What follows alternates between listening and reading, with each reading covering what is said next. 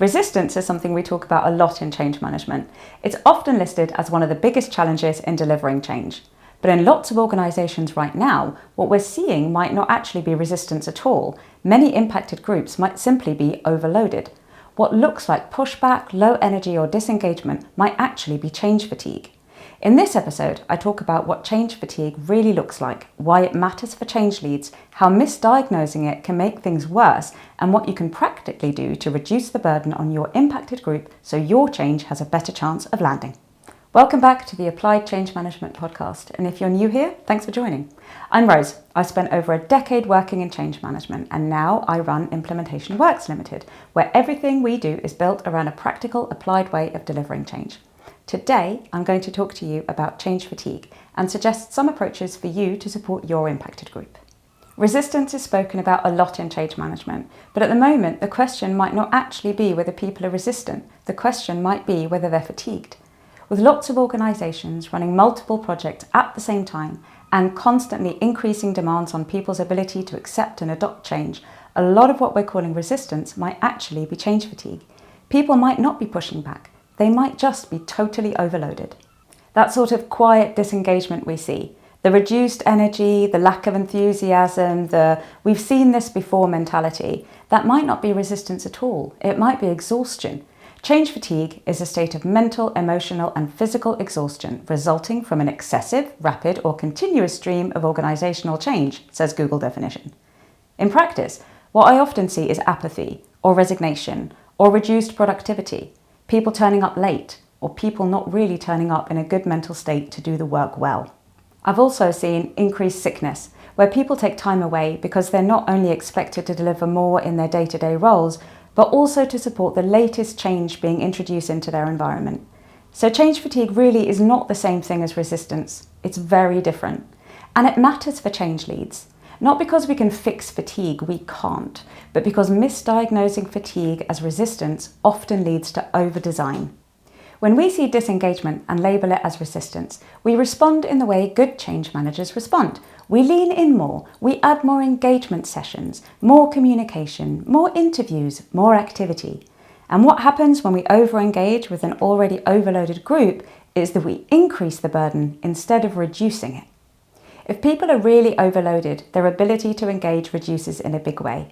If their capacity to do their core role is reduced, their capacity to engage with your change is reduced as well. At an individual level, change fatigue looks like apathy or emotional flatness, reduced enthusiasm, reduced effort, increased sick leave, withdrawal from projects, or even from work overall. The last thing we want is for our impacted group to see us and our change as another burden. At an organisational level, change fatigue usually doesn't happen in isolation, and there are lots of variation of the causes.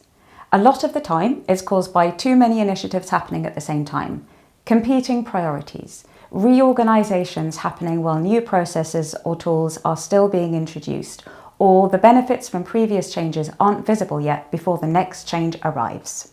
Change fatigue can happen because of volume, too much change at once, poor sequencing, overlapping initiatives, no clear priority for the people we're asking to change. It can also be poorly delivered change, excessive information, an unclear rationale, overload through communication activities. It can come from leadership gaps, leaders announcing change with no visible reinforcement, leaders moving on quickly after introducing change, departments rearranged and then reshuffled again. And it can come from operational pressure, layering change on top of business as usual with no consideration for capacity. Most of the time, we're dealing with enterprise-wide culture causing it, and we can't fix enterprise-wide culture on our own. We can't eliminate all initiatives happening at once. But we don't have to tackle the entire organisation to reduce fatigue for our impacted group. There are things you can do using applied change management that reduces the effort needed to understand and adopt your change. Applied change management focuses on what is changing at the role level. People who are change fatigued do not want to hear about all the changes everywhere and everything all at once. What they need is to hear what's changing within the scope of their role and at their task level. So here are a few practical things that you can do. First, simplify the change story. Make it about that single role. You might still need to explain why the change is being brought in, but make it contextual for the impacted group. Don't default to the company-wide description. Take the time to work with the project group and anyone else who can help you to translate that company-wide description to something meaningful. Second, remove abstract or inflated language. Be focused in your language. If people have to translate your language and connect all the dots for themselves, you're adding effort. Stop calling everything a transformation or a journey. Trust me on this, people are sick of it and they are tuning out. Be clear about one thing in particular. What changes for me? Third, reduce activities. Only run change activities that are absolutely necessary for the impacted group. Avoid unnecessary updates, especially project updates. Do not broadcast everything to everyone. Only run activities that drive actual behavioural outcomes. Prioritise the key activities that help people understand how they're supposed to do their new task. Remove duplicate or low impact sessions. If you look closely at your activity plan, there are probably some that can be removed. And finally, understand why your specific impacted group might be fatigued. Is it the volume of change entering their daily work, damaged trust from previous change, inconsistent leadership, excessive workload? If you understand why they're fatigued, you can adjust your activities to better support them. We need simplicity and focus within a change-fatigued organisation. So if you're noticing disengagement in your programme or project, take a pause before you label it as resistance. Ask whether the disengagement is pushback or a sign of exhaustion. We cannot fix change fatigue in organisations, and we cannot fix it by doing more change management. What we can do is support people who are fatigued by change by doing less but doing it better. Reduce the effort needed for your impacted group to understand and adopt the change. Simplify the story, make it role relevant, remove abstract language, prioritise activities that drive behaviour change. If your audience is tired, your job is not to energise them with more activity, it's to reduce the burden so your change can land.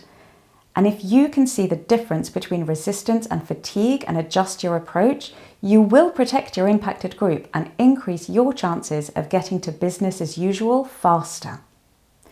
If change fatigue is something that you're seeing in your programs, I hope this has helped you reflect on what might actually be going on and given you a few practical ways to handle the environment that you're working within. Thanks for listening to the Applied Change Management podcast. If you found this week's episode helpful, please follow, like, comment and share it within your network, and come back next week for more applied change management topics. I'll see you then.